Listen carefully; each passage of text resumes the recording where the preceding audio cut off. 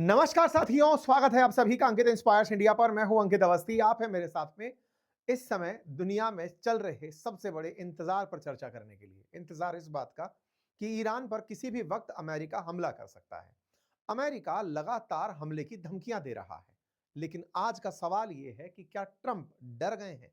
यह सवाल इसलिए पूछा जा रहा है कि जब से उन्होंने मादुरो को उनके देश से ऐसे उठाया कि किसी को भनक तक नहीं लगी, उसके बाद जिस स्थिति में ग्रीनलैंड को धमकाए जा रहे हैं, जिस तरह से ईरान को लेकर के अपना स्टैंड क्लियर कर रहे हैं, उन सबके बाद से अमेरिका का नजरिया दुनिया की नजर में बदल गया था। अमेरिका यह मानने लगा था कि अब मैं जिसको चाहूं कंट्रोल कर सकता हूं। वेनेजुएला का मामला आप सभी ने देखा, ग्रीनलैंड पर उनकी जो आक्रामक रवैया है वो आपने देखा। ऐसे में जब ट्रंप लगातार ईरान को धमकी दे रहे थे कि आपके यहां पर जो भी प्रदर्शन हो रहे हैं, प्रदर्शनकारियों को अगर किसी ने कुछ भी किया तो हम उन्हें बचाने के लिए आ रहे हैं, ट्रंप लगातार ईरान को धमकियां दे रहे थे। ये आपने और हमने अपने पुराने सेशंस में देखा है। आज से 2 दिन पहले भी इनका एक मीडिया में ट्वीट काफी वायरल है, जिसमें इन्होंने कहा था कि help is on the way, यानी कि उन लोगों की जो प्रोटेस्ट कर रहे हैं उनकी मदद रास्ते में है।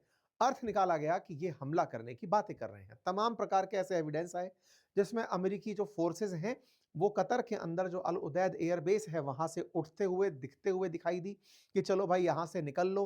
हर देश अपने नागरिकों को अमेरिका के कहने पर ईरान से बाहर निकालता हुआ दिखाई दिया। अमेरिका लगातार इनके खिलाफ पूरी तरह से बयान करता हुआ दिखाई दिया। और तो और ईरान के जो पूर्व राजा रहे हैं उनके बेटे रजा पहलवी इस समय पर पूरी तरह से लोगों को मोटिवेट कर रहे हैं कि चिंता मत करो प्रोटेस्टर्स, आपके ऊपर अमेरिका ने नजर बनाए हुए है, कुछ भी होने नहीं देंगे, आप प्रोटेस्ट करते रहिए, हम आपके साथ हैं। और इसी के चलते, अमेरिका के समर्थन के चलते ईरान में जो खमेनेई के खिलाफ जनता है वो सड़कों पर काफी तेजी से उतरी हुई है और वो लगातार फ्री ईरान करके डिमांड कर रही है। और तो और उन प्रोटेस्टर्स को ईरान की सत्तारूढ़ पार्टी के द्वारा निशाना बनाया गया, जिससे लगभग 12,000 लोगों के मारे जाने की सुर्खियां हैं। हालांकि ये नंबर अलग अलग जगह पर अलग अलग है। अमेरिका खुद इन्हें 800 से 2,000 मानता है, इसराइल इन्हें 5,000 मानता है, लेकिन कुछ लोगों का कहना है कि ईरान ने लगभग 12,000 प्रदर्शनकारियों को गोली मार दी। इसके बाद ही ट्रंप से अपेक्षा की जा रही थी कि प्रदर्शनकारियों को बचाने के लिए ये आएंगे, और यही कारण था कि तमाम प्रकार की ईरान से जाने वाली फ्लाइट्स रोक दी गई थी। हमने अपने नागरिकों को वहां से निकलने की हिदायत दे दी थी। सुर्खियां तो ये तक थी कि भारतीय जो वहां फंसे हुए हैं उनको निकालने के तमाम प्रयास कर रहा है। यूके, इंडिया, इटली, स्पेन अपने सिटीजन्स को वहां से तत्काल प्रभाव से छोड़ने का आह्वान कर रहे हैं।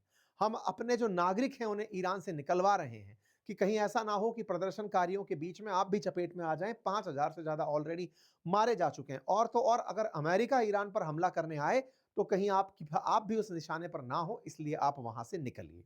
इन तमाम चीजों के बीच में अभी सुर्खी ये निकल कर आती है कि ट्रंप ने ईरान को फोन करके कहा कि वो हमला नहीं कर रहे हैं।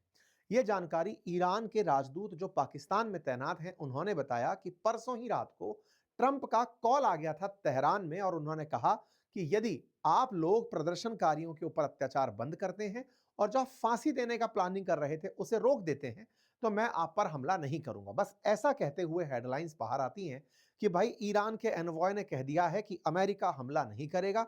इसके तुरंत बाद एयरलाइंस के लिए वो नो फ्लाई जोन बंद कर दिया जाता है, यानी खोल दिया जाता है। तमाम प्रकार के अपडेट्स आने लगते हैं। सवाल बनता है कि ट्रंप ने अचानक हमले की मना कैसे कर दिया, और ये कैसे लग रहा है कि हमला नहीं होगा, क्या वो कारण हो सकते हैं। आज के सेशन में हम चर्चा इस बात की करेंगे। जो अमेरिका पूरी दुनिया को बता चुका था कि वो ईरान पर हमला करने जा रहा है, सब तरफ से वर्ल्ड वाइड तैयारियां हो गई थी, बाजार में तेल की कीमतें बढ़ गई थी, अस्थिरता चरम पर थी, और इस बीच में अमेरिका ही ईरान को फोन करके कह देता है कि हम आप पर हमला करने की प्लानिंग नहीं कर रहे हैं। इसके क्या मतलब निकाले जाएं, और क्या वाकई में अमेरिका पीछे हट गया है? आइए इसका विश्लेषण करते हैं।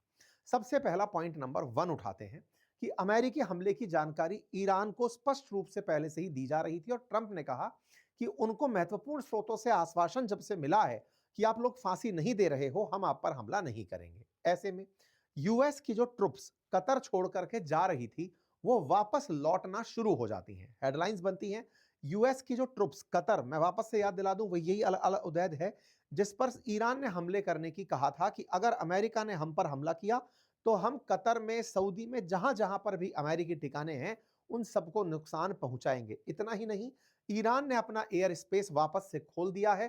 तो सबसे बड़ा सवाल यही बना कि क्या अमेरिका पीछे हट गया है? क्या अमेरिका ने इनके सहयोगी देशों की वजह से या ईरान की तरफ से कोई प्रेशर टेक्निक अपनाई गई जिससे पीछे हट गया है? ये सवाल इसलिए बड़ा हो रहा है क्योंकि आप सभी को मैंने पिछले लेक्चर में भी एक जानकारी दी थी और कहा था कि गल्फ कंट्री लगातार अमेरिका से रिक्वेस्ट कर रहे हैं कि प्लीज आप ईरान पर कोई एक्शन मत लीजिएगा। गल्फ कंट्रीज बार बार ट्रंप को चेता रहे हैं कि सर अभी माहौल सही नहीं है, अगर आपने ईरान पर कोई भी एक्शन लिया तो पूरी तरह से अस्थिरता पनप जाएगी, क्योंकि ईरान की लोकेशन स्ट्रेट ऑफ हॉर्मुज पर बैठी है।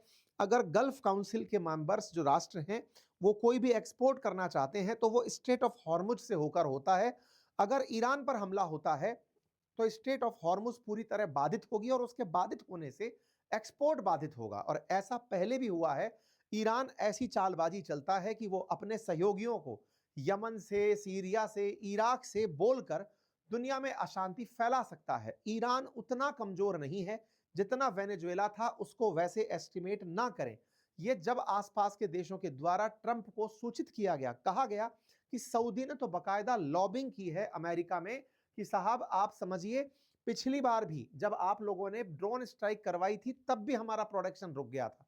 ईरान ने इसी क्रोनोलॉजी में कतर को और सऊदी को ये अपनी तरफ से इन्फॉर्म कर दिया था कि अगर हम पर हमला होता है, ये कल की ही खबर है, अगर अमेरिका हम पर हमला करता है तो मैं आप लोगों को निशाना बनाऊंगा, मुझे कोई मतलब नहीं है। क्योंकि जो गल्फ कॉपरेशन काउंसिल है जीसीसी, उसके 6 की 6 सदस्य प्रो अमेरिकी देश हैं और ऐसे में अमेरिका को यह संदेश दे देना कि आप अगर किसी भी प्रकार से कोई भी हमला प्लान करते हैं तो आप याद रखिएगा आपके सहयोगियों को मैं गिन गिन कर, चुन चुन कर निशाना बनाऊंगा। यह खबर अपने आप में बड़ी खबर बनती है। मेरे प्यारे साथियों, जैसा आप जानते हैं कि ईरान जिस पर्शियन गल्फ में जुड़ा है वहां पर स्ट्रेट ऑफ हॉर्मुज है और स्ट्रेट ऑफ हॉर्मुज जो है उसके साथ साथ ये अन्य जे देश जो दक्षिण की तरफ जुड़े हुए हैं, Qatar, Bahrain, Kuwait, Saudi, UAE, Gulf का country UAE, Saudi Arabia, Oman, Qatar, ये सब वो देश हैं जो कि अमेरिका के साथ अच्छे व्यवहार रखते हैं। और ईरान इन सब को टारगेट बनाने की धमकी दे चुका है कि अगर तुमने किसी ने भी यहां पर अमेरिका को हम पर हमला करने दिया तो हम अमेरिका तक नहीं जाएंगे, हम तुम पर आएंगे। और ईरान ने जो ये टेक्निक अपनाई, इसके चलते ही सऊदी तुरंत पहुंचा अमेरिका के पास, लॉबिंग की। लॉबिंग वही जो पाकिस्तानियों ने की थी ऑपरेशन सिंदूर के समय, 44 टाइम कॉल करके कि हे अमेरिका हमें बचा लो, बिल्कुल वैसे ही इन लोगों ने लॉबिंग की और लॉबिंग के माध्यम से ये लोग अमेरिका तक पहुंचते हैं। कहते हैं सर आप ईरान पर फैसला करने जा रहे हो, समझ में आता है, लेकिन इससे जो सबसे ज्यादा मुसीबत खड़ी हो रही है वो सऊदी की हो रही है। बोले क्यों? बोले सऊदी अभी दुनिया के लिए खुला है, लोग अपने निवेश के लिए आ रहे हैं। ये वो क्षेत्र है जिसे लोग स्थिर मानते हैं, यहां पर कोई युद्ध नहीं है, किसी प्रकार का निवेश को संकट नहीं है। अगर ईरान में अस्थिरता आती है तो निवेशक ना तो दुबई आएंगे, ना अबू धाबी आएंगे, ना कतर के दोहा आएंगे, ना सऊदी के दोहा, सऊदी के अंदर आएंगे, कहीं पर भी निवेशक नहीं आएंगे। इससे हमें बहुत दिक्कत हो जाएगी। सर रोकिए, आप ईरान पर कोई एक्शन मत लीजिए। स्ट्रेट ऑफ हॉर्मुज ईरान कभी भी बाधित कर सकता है, पूरी दुनिया का तेल प्रभावित हो सकता है। यहां से अगर रास्ता इसने बैन कर दिया तो एशिया के 82% ऑयल की जरूरत इस रास्ते से पूरा होती है। $600 बिलियन का सालाना तेल इस स्ट्रेट ऑफ हॉर्मुज से होकर जाता है। अगर ईरान ने इस रास्ते को बाधित कर दिया तो सर हमारा एक्सपोर्ट रुक जाएगा। आप मारने इसको जाओगे, मर हम जाएंगे। आपसे रिक्वेस्ट है डोनाल्ड ट्रंप, आप भी रुक जाइए। ईरान की धमकियां काम आई और अमेरिका रुक गया। जीसीसी देशों की समझाइश अमेरिका के काम आई, इसी के चलते शायद ये हुआ। अब एक और अपडेट निकल कर आता है और वो ये कि प्रदर्शनकारियों को ईरान के रिवोल्यूशनरी गार्ड अब मारना बंद कर दिए, उसकी जगह इन्होंने तरीका अपनाया। तरीका यह अपनाया, असल मायने में ईरान का बॉर्डर साझा होता है इराक के साथ और इराक में भी शिया मुसलमान प्रचुरता से पाए जाते हैं। ईरान भी शिया मुसलमानों का गढ़ है। ऐसे में यहां से, इराक से अपने समर्थकों को या फिर जो ये कहिए कि शिया मिलिशिया हैं, उन्हें बुलाने का ईरान ने आदेश दिया। और हुआ ये कि इराक से बड़ी मात्रा में प्रोटेस्टर्स को खत्म करने के लिए भाड़े के लोग बुलाए गए और उन भाड़े के लोगों को बुलाने के लिए बकायदा 50 से अधिक बसेस गई, जो ब्लैक शर्ट में लगभग 50-50 लोगों को लेकर आई बॉर्डर एरिया से। वो सब की सब एक जैसे दिख रहे थे। यहां से $600 प्रतिदिन के हिसाब से उन्हें प्रति मंथ के हिसाब से उन्हें लाया गया। ये वो लोग थे जो इराक की खराब अर्थव्यवस्था के चलते बेरोजगार थे और ईरान में जो रेवोल्यूशन हो रहा है, इस्लामिक रेवोल्यूशन, उसको बचाना चाहते थे। ये वो लोग थे जिन्हें अमेरिका से नफरत है। ये वो लोग थे जिन्हें जियोनिस्ट रेजाइम से नफरत है, जो नहीं चाहते कि इजराइल के कहने पर अमेरिका ऐसी हरकतें करे। ये लोग बड़ी मात्रा में भर भर कर यहां से निकलते हैं। कुछ तस्वीरें आती हैं यहां पर, पहले मतलब हमले के जो विमान है वो हैं, व्हीकल्स हैं, उनमें भर करके जाते हुए लोग दिखाई देते हैं। किस प्रकार से यहां पर सैनिक जा रहे हैं, तस्वीरों में दिखाई देते हैं कि ये सब लोग बदल बदल के वेशभूषा, सेना के रूप में नहीं बल्कि अपनी एक अलग पहचान बनाकर दिखाने ये गए हैं कि हम धार्मिक यात्रा पर जा रहे हैं। बॉर्डर क्रॉस करके ईरान में एंट्री करते हैं। उद्देश्य प्रदर्शनकारियों को भीड़ में घुस करके मार देना। ये नंबर वाकई में हजारों में है। ऐसा मैं क्यों कह पा रहा हूं? हाल ही में फॉक्स न्यूज जो अमेरिकी चैनल है, उसने ईरान के विदेश मंत्री से यह सवाल किया तो उन्होंने स्वीकार किया कि हजारों में नहीं, सैकड़ों की संख्या के अंदर प्रदर्शनकारी मारे गए हैं और उनके नंबर हम जल्दी ही बाहर कर देंगे। आज ही सुबह की बात है। इसका मतलब ईरान खुद ये मानता है कि प्रदर्शनकारी मारे गए हैं और ट्रंप चूंकि इस तरह से जो ईरान की टैक्टिक्स हैं उनका सॉल्यूशन नहीं ढूंढ पा रहे हैं, क्योंकि ट्रंप खुद नहीं समझ पा रहे हैं कि वो गोला सही में मारे कहां।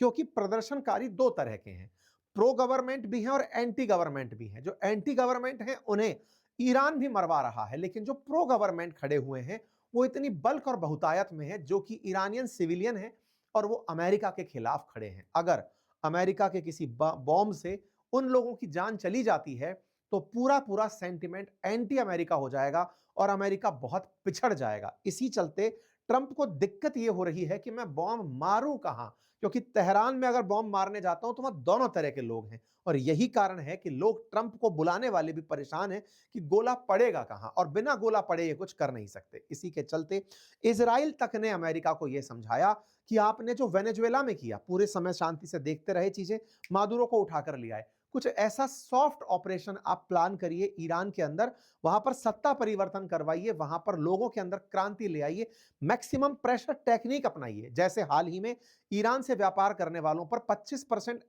एडिशनल टैरिफ आपने अनाउंस किया है, वैसा ही कुछ कर दीजिए। और ऐसा करते हुए अमेरिका ने तुरंत प्रभाव से 18 ऐसे लोग जो शैडो फ्लीट्स के थ्रू ईरान का तेल बिकवा रहे थे, शैडो बैंक्स के थ्रू पैसा ट्रांसफर कर रहे थे, क्योंकि आप में से भी बहुत सारे लोग एक प्रश्न के साथ तो बैठे होंगे कि ईरान पर इतने प्रतिबंध हैं, पैसा कहां से आता है। तो मैंने पहले भी आपको बताया था, जब वो वाला केस हुआ था, जब ईरान से वेनेजुएला एक जहाज जा रहा था बेला वन करके, जिसे फिर रशिया की तरफ जाना पड़ा और अमेरिकियों ने जिसको जब्त कर लिया था, तो ईरान, वेनेजुएला और रूस मिलकर के अपने तेल को मार्केट में बिकवा रहे थे और फेसेस के थ्रू और लोगों के नाम के थ्रू, और उस पैसे को किन्हीं